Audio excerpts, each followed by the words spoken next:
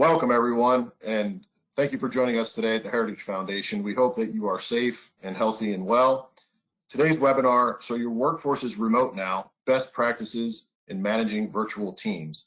I'm pleased to have three seasoned experts with us, and we're going to introduce them shortly. First, I'd like to remind everyone that this session is being recorded, and it will be available on heritage.org and resourcebank.org within the next 48 hours. Second, as an attendee, you are in listen-only mode, and so we encourage you to submit questions throughout the program through the questions feature on the right-hand side of the screen. We'd like to mention the names of those who submit questions. Please also add your organization if you'd like to receive a shout-out during that part of the session today. Now it's my pleasure to introduce our guests. First, Beverly Hallberg. Beverly is the president of District Media Group and a senior fellow at Independent Women's Forum. Beverly is an expert media coach, lecturer, and public speaker with more than 18 years of experience. She has trained members of Congress, CEOs, policy wonks, reporters, nonprofit and movement leaders, and politicos. She's a guest columnist for the Daily Signal, the Washington Examiner, and The Hill, and a frequent contributor to Fox News and CNN. And Beverly joins us today from Capitol Hill. Next, we have Jonathan Bechtel. Jonathan is the Chief Operating Officer and General Counsel at the Foundation for Government Accountability. As COO, Jonathan is responsible for building and upgrading their organizational structure and the core systems of FGA through hiring and management. And as General Counsel, he works to ensure that FGA complies with all relevant state and federal laws. And prior to joining FGA, Jonathan served as the Chief Operating Officer and then the Chief Executive Officer of the Freedom Foundation, a free market think tank based in Olympia, Washington. And Jonathan's success was honored by the State Policy Network with the Overton Award, which is the highest honor for COOs in the freedom movement. And Jonathan joins us today from Florida. And next we have Martin Gillespie. Martin is the Director of Donor Relations at the Heritage Foundation, where he also serves as an advisor, a senior advisor to the President for Corporate Relations. Martin previously served 3 election cycles in key roles at the Republican National Committee, as well as a Justice Department appointee under President George W. Bush. And in previous roles, he was the Executive Director of American Majority Action, Political Director for Senator Sam Brownback, and a campaign manager to Congressman Chris Smith. Martin joins us today from Virginia. And so I would just like to start out as we move into the session that we sought these 3 individuals because they lead teams across the geographic U.S. And they've all been operating that way well before COVID-19. And so they have deep experience in managing and motivating employees and cultivating deep relationships and delivering results for their organizations and their clients. And so you've all been doing this for a while, others have not, and yet they find themselves doing so today. So thank you for joining us, and let's start with Beverly. Beverly, you coach effective communications. So let's say it's a manager trying to more effectively communicate with his or her staff now in a remote environment. What does that manager need to know and think about to do this well? Oh, wait, Beverly, I think you might still be on mute. Let's see. Sorry, how about that? Can you hear me now? Perfect. Yes, we Great. can. Thank you. I think for people who are brand new to this and being thrust into this during COVID-19, it's the extra challenge because it's not only making sure that people have the right technology that they need to set up, but also making sure that the work can be done in a seamless way. So there are a lot of changes you need to make. One thing that's nice about anyone who is a panelist today, we've had some experience with this. So when people have asked me, how is District Media Group done during this time? We're very fortunate in that we were already set up for telework. So the way that we operate, our company has been around for 12 years. We have employees in Washington, D.C., but also in other states and contractors across the country. We're a small team, only about 5 people who work for us. So some of the others have larger teams that they'll talk through. So we've had that ability to set up the technology and some of the systems ahead of time. So I just want to share some of the things that I have learned. I've learned as a manager as I've gone through this. When I started District Media Group 12 years ago, it was just me. So first of all, it was as I built the team, I learned how to telework. And one of the things that I do encourage managers to take into account is that I encourage you to make time for management. And here's what I mean by that is when you leave the typical office setting, often you lose a lot of the interaction from day to day, the talking through issues without an actual meeting being planned. You can see whether or not your staff is overworked or they need more work. So you lose a lot of those touch points that you would normally have just in working in an office with individuals. So what you really need to do is set aside time on your calendar to manage. I found myself, and this was a problem that I had when I started hiring people and started managing a team, was that I found that I was so busy with my day-to-day, I actually wasn't setting aside time to manage, and then found myself getting frustrated when I had to do that in addition to my work. And that was the complete wrong way to look at it. Managing is part of my job. I need to set up my team for success. So really, like realizing, even outside of traditional meetings that you may have in your office, the meetings from a telework standpoint are really important because you need to see how your team is doing. You're not going to be interacting with them in the same way. So make time for management, put it on your calendar. And here's how I have set up my meeting structure. We've not struggled, but kind of rearranged over time to figure out what is a good routine. And what I've done is set up my executive director. She handles the meetings with our team on a weekly basis. She plans weekly meetings with them. And then I have a weekly meeting with her. And then we all meet together once a month via Skype or Zoom or all the different web platforms we have these days to meet. So it's not that I am interacting with every employee each week, but for my executive director, I meet with her, and what we do in our meetings, we come up with a list of things that obviously we want to make sure things were crossed off the list. Is there anything coming up that we need to fill each other in on? But it's just time dedicated to talking about priorities. And here's a really important thing in those meetings. So not just me talking to my executive director, but what she asks the people that she manages, it's asking them how they're doing. Are they overwhelmed? Are they finding that they have too much time on their hands? That question I've asked a whole lot more during COVID-19, where our workflow has changed quite a bit. And what we've done with some of the extra time we do have is there have been a lot of longstanding projects that we've been able to give to people. Let's finish those right now while we have time. So we stayed very steady. But asking those questions of just how are they doing with the workload is really important, because again, when you don't have that daily touch point of seeing people all the time, a lot is going to be lost. You're not going to know how overwhelmed they are, or maybe how bored they are. You don't want staff to be bored either. So ask questions, figure out how they're doing. And also those meetings are just there to set priorities. And I find what's really helpful about these weekly meetings is when you aren't in daily communication, and I'm not just talking about through email and text. I email and text my employees all the time, but there isn't that fear of, am I really doing what I should do? Or there isn't the same fear of, are they really being as productive as they need to be, when you have those times set aside every week to determine if there is any issue. So I find, especially for your employees that you're managing, it relieves a lot of stress off of them in wondering whether or not they're doing a good job. So those weekly check-ins are key. And the last thing I just wanted to say about telework and how to manage a team is realize how your employees handle this is going to be different. So I'm sure you're all seeing that now, where some people, they're teleworking and having to teach kids at the same time. They're being homeschool mom and dad. Then you have certain employees who may live alone. And so telework for them may look very different. And so just trying to get a good feel of what is a good workflow for them. So for District Media Group, we're not a typical 9 to 6 p.m. or 8 to 5 type of job. I have given them the perk of a flexible schedule. So it's, as long as you get your work done, it doesn't matter to me what time of day it gets done, as long as you're available if I need to chat with you during work hours. So we can run errands during the day. By the way, during COVID-19, it's a little bit different, of course, but especially when work is normal, it's nice having the grocery store run at 11 a.m. when it's not super crowded. And so I use that as a perk for my employees. It's fine if you want to run errands, get your job done. We work late hours sometimes, and I find that it just evens out. Some people are going to handle that better than others. So just trying to determine the staff that want flexibility as part of it, allowing that. The weekly meetings will make sure that, or at least hopefully will ensure that people aren't taking advantage of it.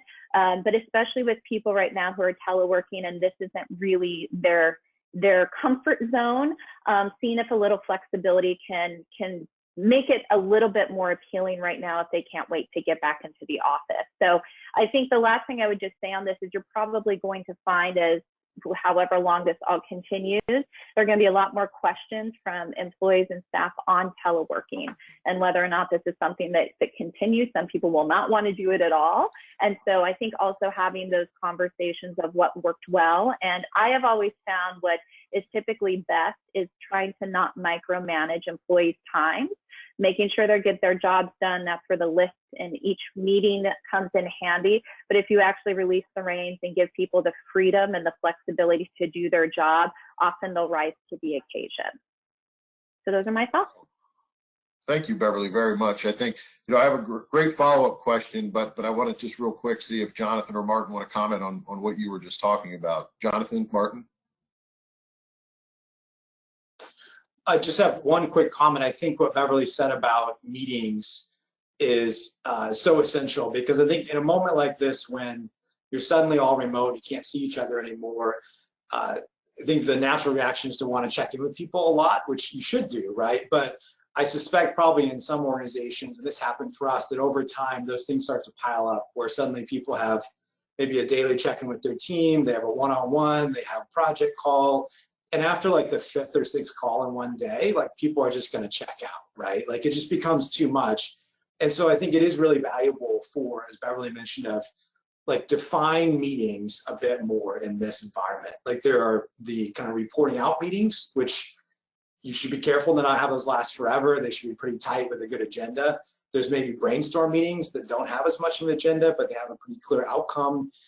Those social connection, like happy hour meetings, like that's a different kind of meeting. So I think it's really important in this, with a remote workforce, of defining the kinds of meetings, kind of defining maybe some of the ground rules and how they're different with those meetings, and just making sure people aren't having sort of death by conference call in the environment, because you don't want them to check out, right? So. Yeah, great point, Jonathan and Beverly. You did an awesome job of laying sort of the overview. And to your point, Jonathan, what I found is the importance of actually, for some of the staff, doubling the amount of meetings, but just shortening them and having a hard stop.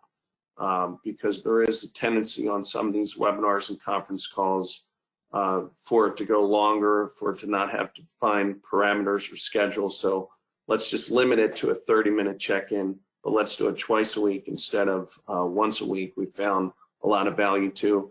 And the other part I think we've all learned, and Beverly alluded to this, is the importance of the staff lounge encounter at the coffee pot, how much we missed that. And one of our team members started a virtual happy hour once a week about 4 weeks ago, and the attendance has been phenomenal, and it goes over time, and so that's been another really positive thing for our team, is just to share some laughs, share some time on the virtual happy hour front, which has been really positive. And it doesn't have to be an alcoholic beverage; it can be water or coffee, but there's been a lot of value to that, and I think we've all learned just how much that type of communication is valuable for a team.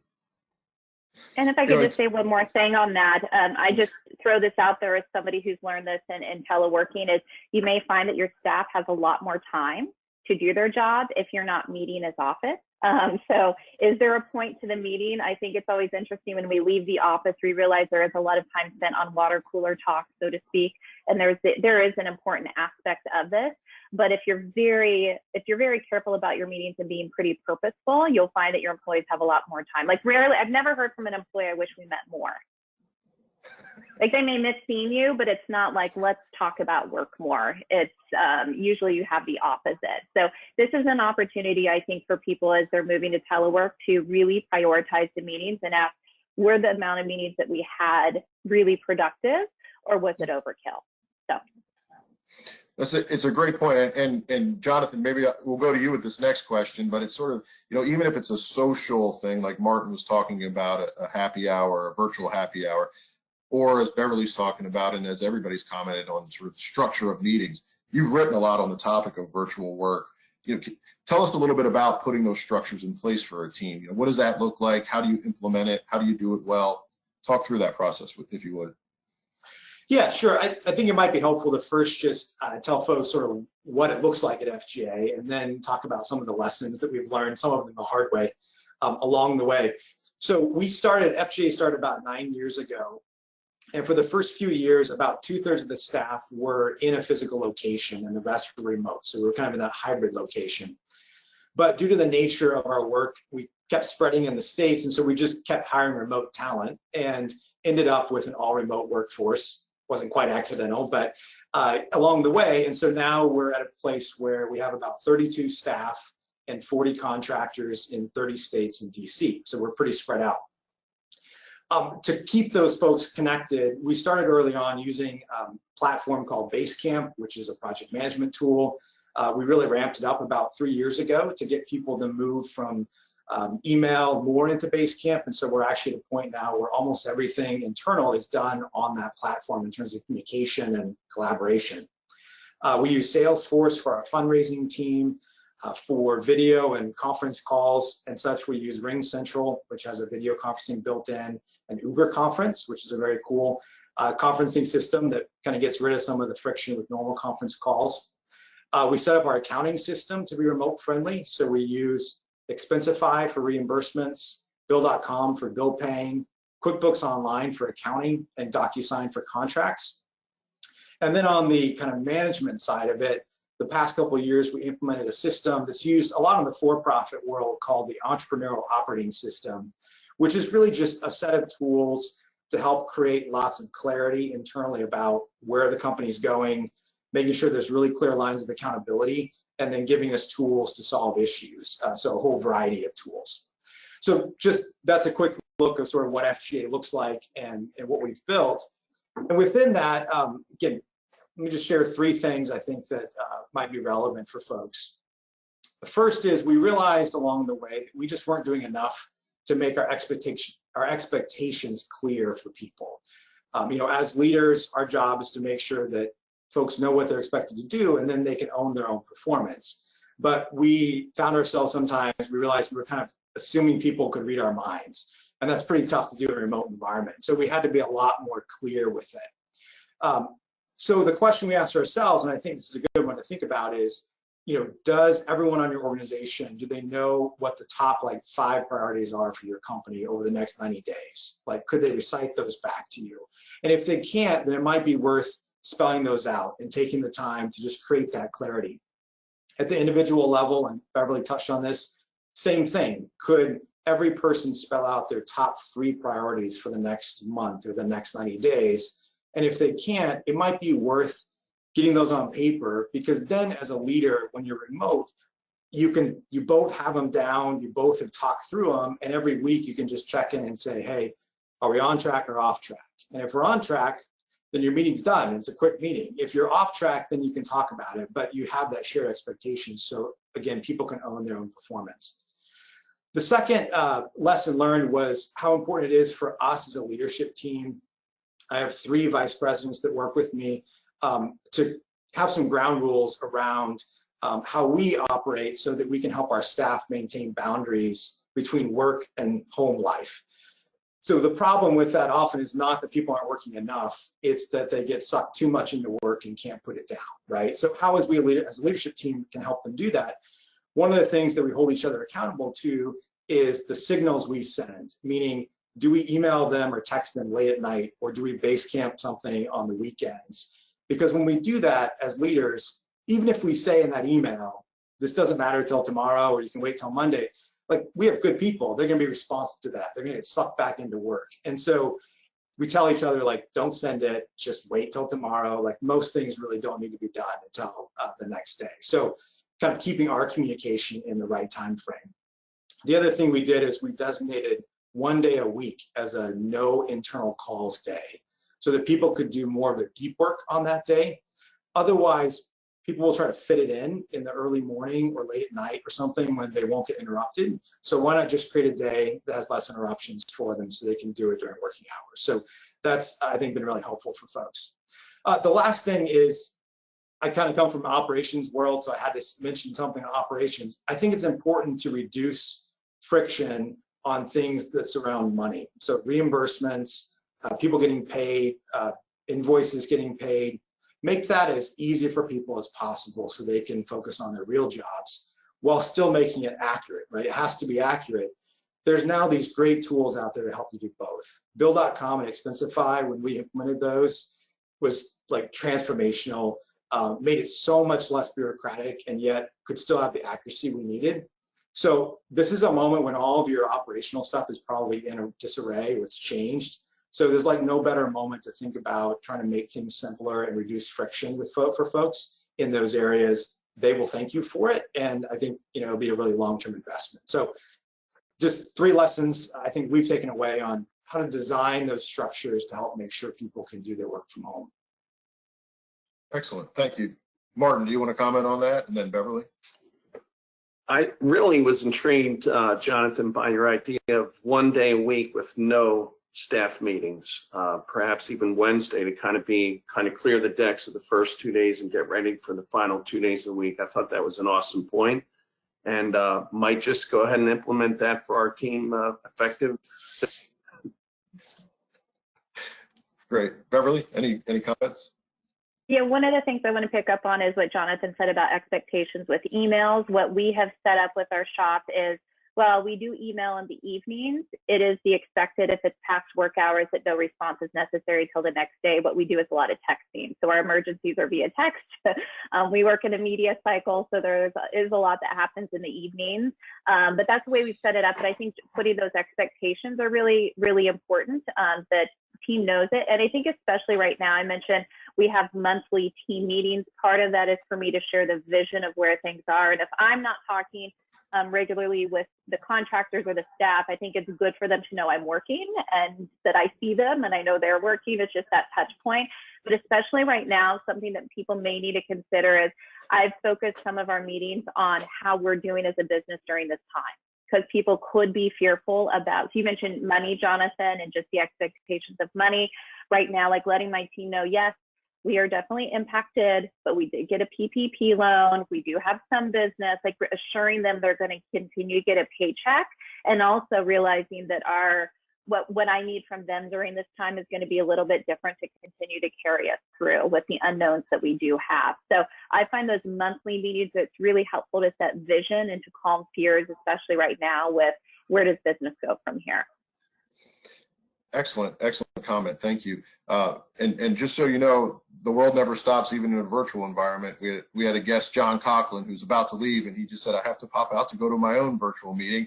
Great presentation on this absolutely relevant topic, and he's making sure that it will be recorded and available. So just to remind everybody else who tuned in, this will be recorded and available in about 48 hours on heritage.org and resourcebank.org.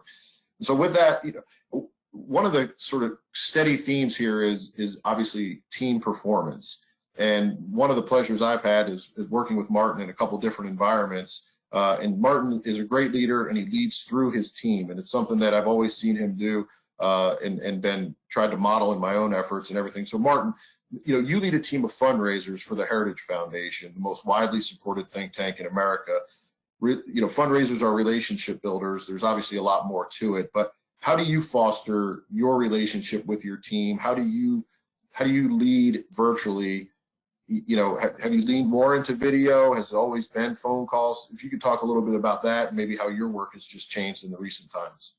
Sure. Thank you, Andy. And I would say my first foray into virtual management of teams was back in 2004 when you and I were both at the RNC under then Chairman Ed Gillespie. And by the way, if you ever have the chance to work at the RNC, it's very nice to have the same last name as the chairman. It's a nice perk of the job. And I remember well, they came to me around Memorial Day and said, you need to identify, recruit, hire, and train 30 staff before 4th of July, so in a little over a month. And thankfully, I was so young. This is many pounds ago. I had no idea what I was getting into, and I said happily, yes, let's do it. And so that was 16 years ago on my first experience with managing virtual teams. There's really 3 things that I've kind of relearned and some new things that I've learned during this quarantine and pandemic. Some of which I had seen years ago, but I'll mention those 3. And I'll elaborate on those very briefly. First and foremost is the importance of trust. Secondly, transparency and accountability. And then third is professional development. So I want to touch on those 3 if I might. On the issue of trust, All of the organizations represented on this call today, be they panelists or folks that are joining us online, every donor who gives a gift to your organization does so because there's a degree of trust there. And maybe it's not a nonprofit, maybe it's a business. Your customers trust you. What we found, and I just reviewed some survey findings this morning of Heritage donors, number one, the really privileged position that Heritage has with its donors in terms of trusting the information that we share with them. What was equally striking was just how low the trust level of the mainstream media is in other sources. And so it's really important for everyone on this call and your organizations to keep those lines of communication open now more than ever. What we've actually found, Andy, over the course of the quarantine is that our call reports, which for us are really substantive donor interactions, are up 250% over where they were last year. And we're finding prospects and even donors who support us but don't necessarily care to have extended conversations are much more likely to do so right now. So even while our usual business model of flying out to Spokane, Washington, or down to Miami to meet with the donor, that's obviously been severely inhibited, non-existent. We're finding engagements very much on the rise. So that's been very heartening and good. And again, it's taking advantage of the trust that each of your organizations enjoy with your donor base. Number two is transparency and accountability, especially with a team of fundraisers. And so what we do is every Friday we publish a call report that shows all the main donor interactions of the week. It shows exactly what was discussed in those meetings so that all the fundraisers can see the dynamics that are happening around the country. It also shows exactly who led the team and the amount of call reports. And so what I do is I issue a report once a month that show all the metrics. So everyone gets to look under each other's hood and see what they're doing.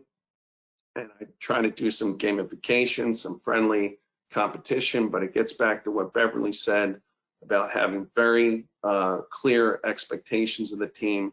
And then obviously I use this information in my individual management calls, but I also share throughout the team exactly what everyone's doing to try and really highlight those that are at the top of the list and encourage those that might be in the basement to get out of the basement as soon as possible. And then what we're also doing right now is monthly, we're doing portfolio reviews with our top donors and investors with our fundraisers so we can have updated and real time, as close to real time as possible, revenue projections that we can share with leadership. Beverly alluded to this. There's a lot of uncertainty right now, and it's really important as much as ever to have really solid revenue projections for leadership.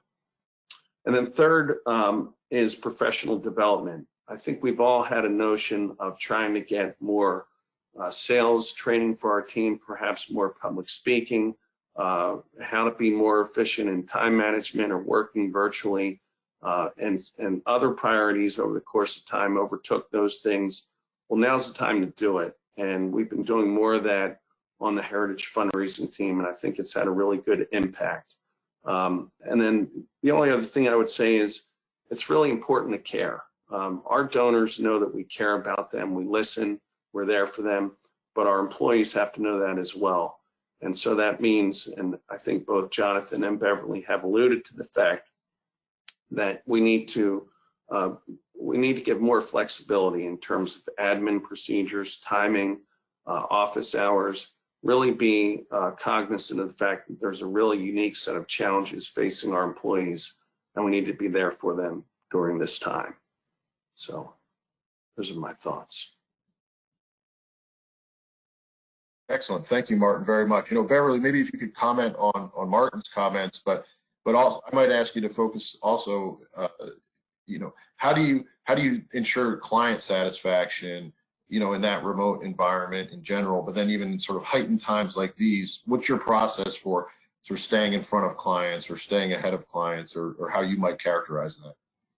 So the word of the day is expectations. So setting expectations, I think, is important, not just with staff, but also with clients. We've had the unique challenge in working with clients who want to get on TV. We do pitching and booking for them, but when the news only wants to focus on coronavirus, we've had to be very honest with clients about our ability to do so. We can't change the news cycle. We don't make the news cycle. We can only fit you into the news cycle. So we personally have taken it upon ourselves to pause some of our pitching contracts with clients, and we're starting to pick them up now, knowing that we would burn our relationships with producers, emailing them every day on a topic they couldn't work with, and also we would be hindering or hampering our relationship with our clients because we don't want to promise something that can't happen. So we did think about this individually and allowing our clients to say, yeah, let's pause right now. We couldn't have predicted this. We're in unprecedented times. So that client management and communication, I think, is important. But also my employees work with some of our clients more than I do. So one of the things that's very important to me in the meetings that I do have with staff is finding out how their interaction is going with the client. Because I never want the client to reach out to me and I don't know that there is an issue. That would be poor. So even though we do have our weekly meetings where we discuss this, if there's anything that pops up, let me know right away, because I never want to be caught off guard by a client. So we just have that worked in. And I want to go back to something Martin said really quickly, just about caring. Hopefully that just comes naturally to care about your employees. They're going to be much better employees if they like you and they like what they do for a living and they feel like they're valued. So that's where the trust factor, I think, comes in as well, but also being an encourager. Martin, you were mentioning about encouraging your employees, especially during these hard times, especially if you have employees that technology is not their thing and they're trying to figure this out, and working with kids is giving them that leeway. Like, I know one of my closest friends, she just found out her daycare worker is having a shut down shop, and the first person she called was her boss. So she was telling me about, I called my boss and it felt so much better when my boss was understanding that we're dealing with things where we have to think outside the box. We have to be flexible, roll with people. And in good times, when we're not this weird time, one of the things that we do develop, and I think FGA does this as well, I'm sure Heritage does, we do staff meetings, staff retreats, where I do fly people in so that we can all be together. Because you do need to have some of that face-to-face. So we did that in January. We haven't been able to do that again, but setting aside funds when you telework, not only to help pay for expensive Wi-Fi of your staff, and for us, TV, cable subscriptions, since we have to monitor the news, but also setting aside money to actually bring people together, because those touch points are important when you telework. Excellent, excellent. So Jonathan, I'm sure you have comments on this, but I'm going to preface giving you the floor. When I was watching a video about some of the work you've done, and you were tagged as the COO, but the chaos optimization overlord. And I don't know if I've got that right or not, but tell us, I mean, I think what we're talking about, right? Like Beverly's talking about a friend whose childcare has disappeared, right? All these things, it's sort of chaos in the broadest sense, and kind of the environment we're in. And when you can't control for all of these things, you control for what you can control. So to be considered the overlord of that is a recognition, right? That you've got a vision and a way in which you institute sort of things to run a process smoothly, to help people, manage their own activities in pursuit of the organization's goals. Maybe talk a little bit about that, and do I have that right? Is it chaos optimization overlord? Did I get that right? Yeah, I think Sarah Bragdon, the CEO, mentioned that because I mainly manage his chaos that he creates in a very good way. No, he's a great idea guy. Yeah, I think I would just harken back actually to a couple of things that have been said of it's about like focusing on the things that matter and letting kind of the rest of it be okay, right? With what people's schedules are, or the chaos that they're dealing with. And so I think that's why I would come back to make your expectations really clear and create as much transparency as you can, so people feel like that they're connected and they know what the most important things are. So that doesn't mean more meetings necessarily, but it might mean, as Martin does, a weekly roundup of the most important things that happened that week. We're having people write notes and put them where folks can see them of the conversations they're having. Certainly it means those clear expectations about what the company's goals are, make sure everyone can see those. So create a lot of transparency around the stuff that really matters. And then a lot of it, you're just gonna have to let it go. But I do think it's an opportunity to innovate, where people probably have things they wish they'd worked on before. now everything's changed, everything's up in the air. It is a moment where you could potentially innovate some stuff that before just wouldn't have been possible, but where now you can try some things. And we're trying some things. We started a thing where we ask a question of, what books are people reading and podcasts, and like, what'd you do this weekend? And we haven't really done that before, but we thought, why not in the middle of a time like this? And people are responding really well. And it's really fun to see kind of what people's lives are. It just takes them a moment, and it gives us a little bit of a glimpse into their weekend, but it's not a new meeting or anything like that. So little stuff we're trying out that some of it will be long-term and some of it won't, but now's a good time to try things. Yeah, I think Jonathan mentioned a really key term, which is innovation. Innovation for sales teams has always been good to have. It's optimal. Now it's absolutely mandatory because our trade itself is changing. And even after the stay-at-home orders start to expire, there's still a very open question as to, how willing are donors and prospective clients, for those that are in business, how willing are they going to be to take meetings in their boardroom, their living room, at a restaurant? Those are all open questions. So innovation now is an absolute requirement. We're doing things and experimenting with things to try to get ahead of that. We just heard this morning from some of our stewardship team of these thank you videos that can be personalized and emailed out from various heritage fellows or experts to thank someone for naming a position. So innovation now is more important than ever, especially as our trade itself is fundamentally changing, at least for the short term. Excellent. So we've got a couple. There's a question here. There's a few questions that have come in. I'll try to group them together, Martin. And it's a little bit about that sort of reporting out and the cadence of your activities and during this time, but also how you communicate that in a fundraising environment, maybe it's a challenging time for some of the organizations. And so maybe how you've been able to capture that in a way, that it doesn't feel like a snowballing effect or just the methods that you might use. But first I'll go to Jonathan. Question from April Pulowski. She says, how do you assess your personnel's performance when a government organization, as an example, doesn't have revenue as a marker for performance, like the commercial sector or even the nonprofit sector? So if you're absent sort of revenue or fundraising from the vantage point of a chief operating officer or a CEO, what are some of the other metrics that you look at? Well, I mean, in some cases, you still have some signals, right? So in our case, we have donors we've talked to, and a lot of them we had to talk about, our plans had to change a little bit from all of this, from as simple as legislature shut down. And so things we were going to work on, we couldn't.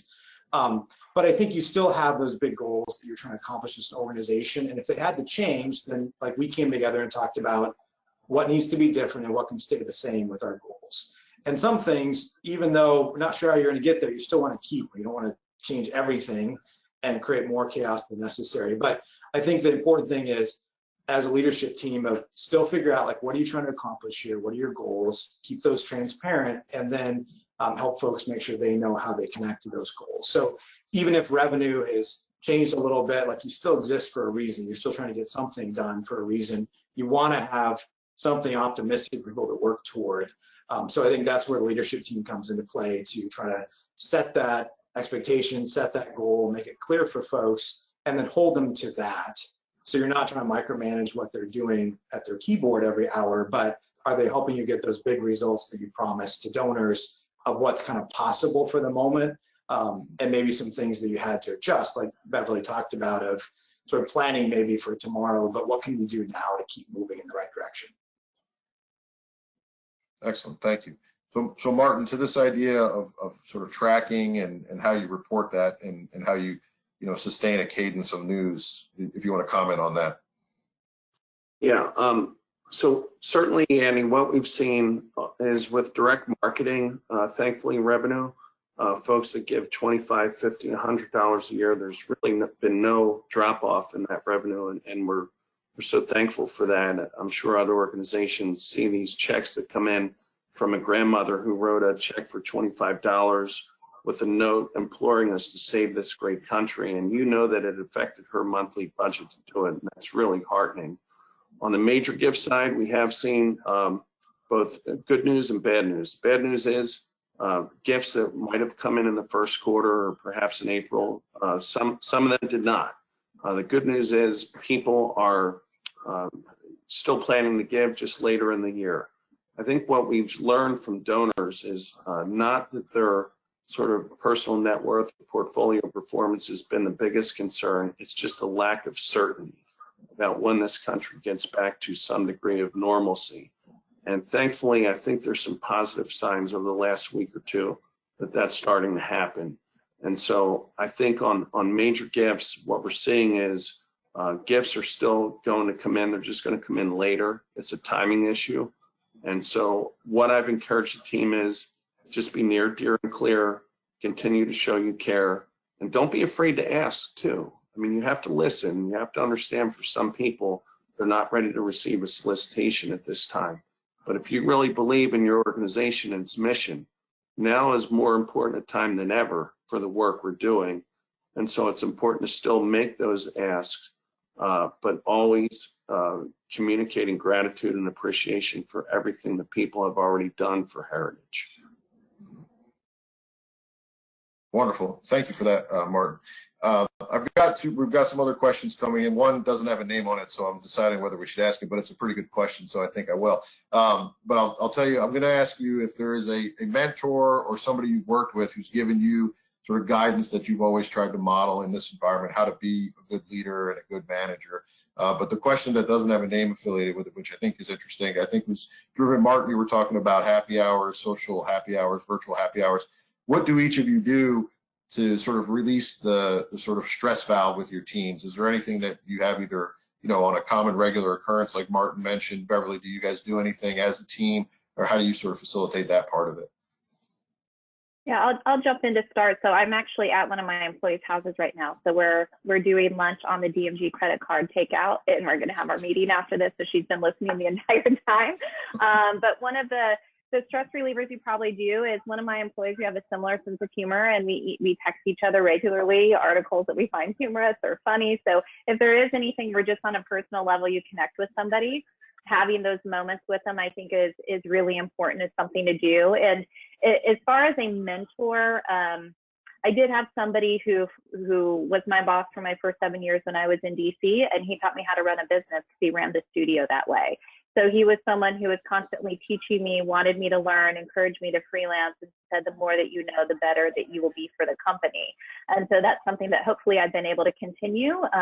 When you're a small shop, and we're like I said, we're not as large as Heritage or FGA. We do a lot of Googling and figuring things out on our own. We've learned a lot, and that's one of the things we try to do is have the people that we know that are trusted to give us advice on how to do certain things, but we do a lot of teaching ourselves and always making sure my team has what they need in order to do their job well. So I think mentoring is a big part of that, but for me, a lot of it is just relational and making sure they're okay. And something that I just wanted to add, we talked about people who are in different stressful situations, making sure that people aren't worried about paying the mortgage. If you have employees where maybe their spouse isn't working, if they have these extra stresses at home financially, just checking in with people, like, are you okay? Are there things? Because that also changes their job. So you don't do it just because you're worried about a poor job performance, but trying to alleviate a lot of those new stresses that are here. So having that personal touch with people, I think, is really key. Couldn't agree more with that, Beverly. The late John Von Cannon, who was the Vice President of Heritage for Development for many years, coined a couple of key terms that we practice to this day, especially in this time, is we treat people like people, and you have to care. George Burns said, if you can fake sincerity in Hollywood, you got it made. Well, you can't fake sincerity in our profession. People can sniff it out a mile away, whether they are employees that you manage or whether they're donors. As far as the stress relievers, for me personally, the virtual happy hour has been good. I've also benefited from the fact that Microsoft Teams has a mobile app, so if my 5- and 2-year-old are fighting, which happens about 1 to 2 hours a day, I can just step outside. And the group texts and chats are fun as well. Like you said, Beverly, just share some lightheartedness has been really beneficial for the team. Yeah, I would just say kind of similar, having with the leadership team, we always share a little bit on our calls about kind of what happened on our weekend and what's going on in our personal lives, and just having even just a little short touch does make a difference. As far as mentors, Taryn, who I mentioned before, the CEO here, is great about challenging my assumptions, and I think that's something it's really helpful to have when you're in a leadership position. It's great sometimes for people to say, oh, good ideas, just do them, but you need some people every once in a while who will say, I think you're looking at this the wrong way, or there's another perspective, and Taryn does that for me a lot, so it's really helpful. Excellent. Well, thank you all very much. We're now at the 12:45 point, which is when we try to end these webinars because we would like to give people the balance of the hour back so they can get to the next thing. This has been a wonderful discussion and a great conversation. We know that all of you are high-performing individuals with high standards, and so sketching out how you approach these challenges, how you approach this sort of work environment in the first place, and then double down with the challenge of it's been very helpful for all of us. For those listening in and tuning in, you'll see the slide on the screen now. You have Jonathan, Beverly, and Martin's email addresses. They're happy to hear from you. You also have my email address. I'm happy to hear from you. I would like to just point out, if you go to Bev's website, you'll see a lot of the great work that she does for her clients. It's really remarkable. Jonathan, you can certainly go to the FGA website to see the work that they do. You can also see his writings on LinkedIn, which are great, and touch on these and other topics, which I think you'll find interesting. And Martin does a wonderful job keeping the doors open at the Heritage Foundation and keeping us at the tip of the spear on all these public policy battles. If you're not familiar, please visit heritage.org and check out the commission work that we have undertaken around the coronavirus. That commission will report tomorrow a draft report with additional recommendations on how our country can save both lives and livelihoods. And with that, we thank everybody for joining in. We thank our guests for being with us, and we hope everybody stays happy, healthy, and well.